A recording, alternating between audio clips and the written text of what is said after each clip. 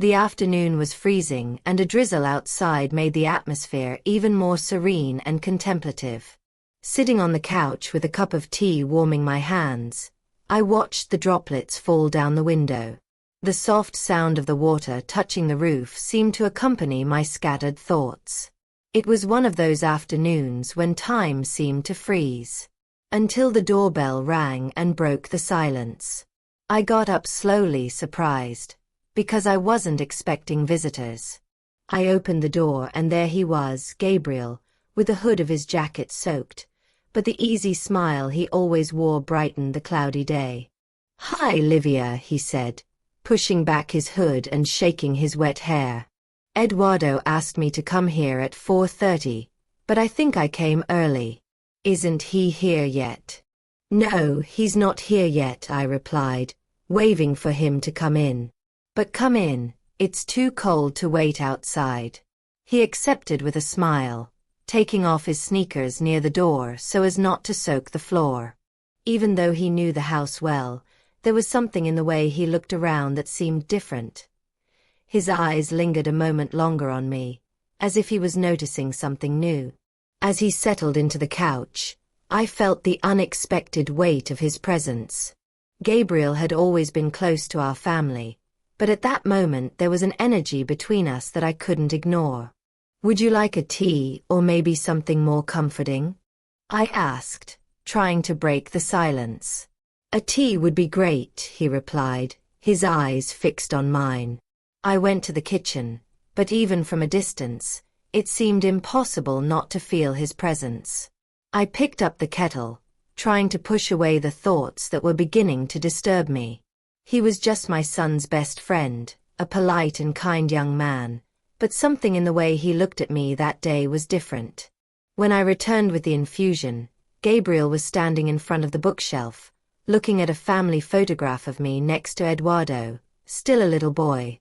"You've always been a role model for me, you know," he said, slowly turning to face me. His voice had a different tone, more intense, almost personal. "Eduardo always talked about how energetic and determined you are. I've always admired that too." I smiled, surprised by the sincerity of his words. "Thank you, Gabriel, but there's nothing extraordinary about that. I'm just a mother trying to keep everything in order." "I think you're downplaying the impact you have on people." He sat down on the couch, now closer, looking overly comfortable. "You know, Livia, I've always found you unique. Not like the mothers of other colleagues." I raised my eyebrows, trying to disguise the impact of those words. "Unique? What do you mean by that?" He smiled sideways, a kind of smile I'd never seen before, full of an almost defiant self-confidence. "You don't seem like someone who lives only for others. There's something about you, something robust, independent and charming." I was speechless for a moment. He wasn't flirting, he was... I swallowed hard, trying to find an answer that wouldn't reveal the heat his words were provoking. "Well, thank you, I guess," I replied with a shy smile, trying to find some lightness. "But you're exaggerating, Gabriel." "I don't think I am." He leaned forward slightly, resting his forearms on his knees, his eyes fixed on mine. "Have you ever stopped to think about how others see you? Because if they saw what I see, I'm sure no one would call you just Eduardo's mother." His boldness took me by surprise. He had always been respectful, even discreet, but there he was, speaking with a frankness that seemed to burn in the air. It was as inappropriate as it was fascinating to hear that from him, and my heart insisted on beating too fast. "Gabriel, those are words that shouldn't be said," I asked, trying to impose some rationality on that conversation. "They shouldn't, maybe," he said with an almost shy smile that contrasted with his direct words. "But I need to tell you what I feel, even if it's complicated."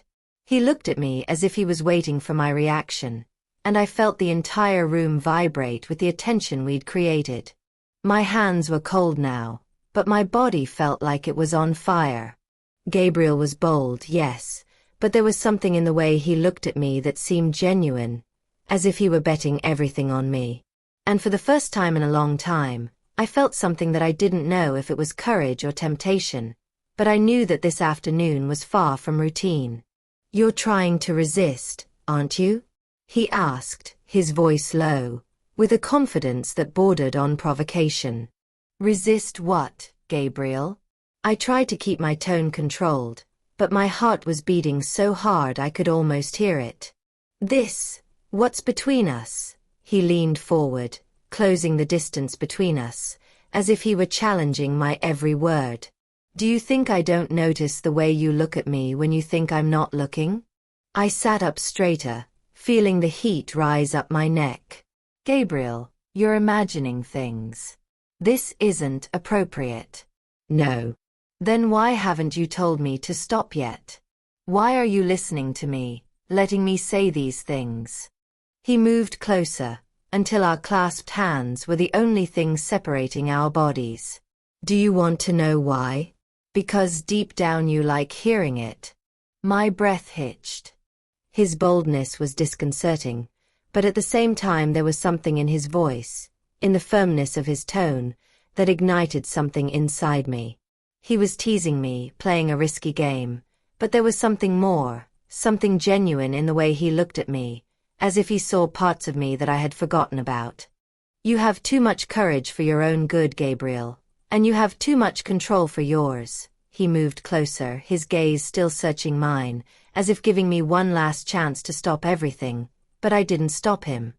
The touch of his lips was soft, almost hesitant, as if he knew that this moment was a leap into the unknown. Still, there was a heat in that contact that seemed to set all my senses on fire.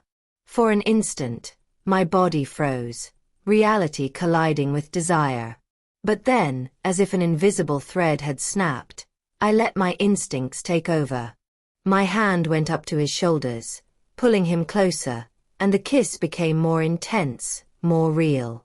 Each second seemed to last an eternity and, at the same time, everything happened too quickly.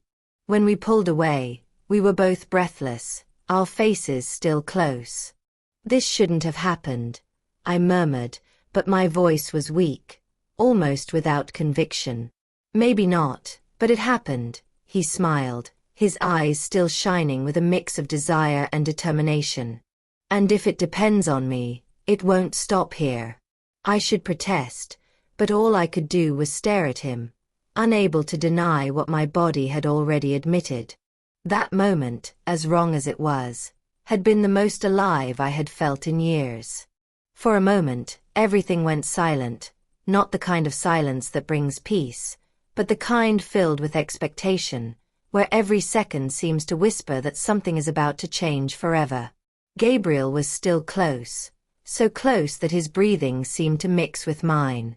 "Livia," he whispered, his voice low but firm, as if he were trying to anchor me to reality or perhaps pull me even further into the abyss we had already created. "You know there's no future in this, don't you?"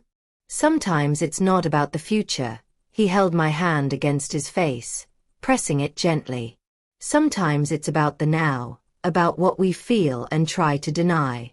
"But honestly, Livia, do you want to deny that?" I could have lied, I could have said yes, but the truth was that he was right. Denying what was happening between us was impossible at that point. He was bold, confident, but above all, sincere. "Gabriel," I began, but he interrupted me again, this time with a slow, sure gesture. His hands touched my waist, pulling me closer. He wasn't impulsive or careless. Every movement seemed calculated to give me the chance to pull back, but I didn't. The rain outside was now just a distant blur. Inside that room, the heat that was growing between us was all that mattered. His lips found mine again, but this time there was no hesitation. The kiss was deeper, more intense, as if he were trying to show me everything he felt without using words. His hands moved up to my back, exploring with care and intention. Each touch seemed to light a fire that I didn't know still existed inside me. My body reacted in ways I hadn't felt in years, as if waking up from a long sleep. That was when I saw the magnitude of his feeling. I had never felt such an intense feeling. I fell to my knees, overcome with emotion. His feeling was gently experienced by my lips. I thought that feeling couldn't be for me because it was so vast. Maybe it wouldn't fit inside me. It passed through my mind at that moment. I realized that my movements were pleasing Gabriel. That was when he became even more emotional and pulled me by the waist, closer to his body. I lost my balance and put my hands on the edge of the sofa. Gabriel put his hands on my shoulders, pulling me closer to his body. It was then that I truly felt the magnitude of his feeling. With that, he broke secret barriers that not even I imagined could be broken. I couldn't hold back the emotion inside my chest and wanted to scream for the world to hear. Gabriel, noticing, gently covered my lips. His hands were firm and he held me tenderly. That was when the toast came to an end and we poured the white wine at the same time, in celebration of the emotion of that feeling. After that long kiss, we sat on the couch for hours, lying side by side. When we pulled away, his eyes were filled with something I couldn't quite identify. Desire, yes, but also a kind of admiration that disarmed me. He didn't see me just as his friend's mother or an older woman. He saw me as I was, as I no longer remembered being seen. "I know this is complicated," he said, his voice a little hoarse. "But I need you to know, I'm not joking. This is real to me." His words hit me like a wave. He wasn't just bold, he was serious. And that, somehow, made everything even more risky. I didn't know what would come next, didn't know if there would be consequences I couldn't handle, but that night, as the rain continued to fall, I decided not to think.